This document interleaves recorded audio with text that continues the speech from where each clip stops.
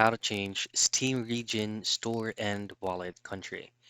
Now, in this video, I'll show you how you can change your Steam region account and as well as from the store and from your wallet country. This is very, very simple.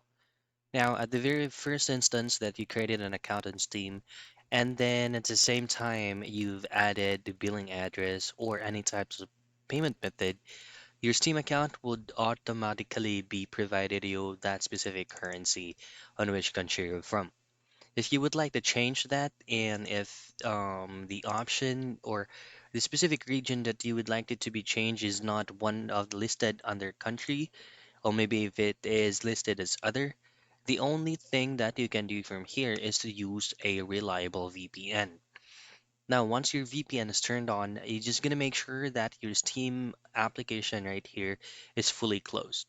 Once you close this, it will not fully close. You just need to use this arrow pointing up, which is gonna be the hidden icons. Right click on Steam and choose on Exit Steam.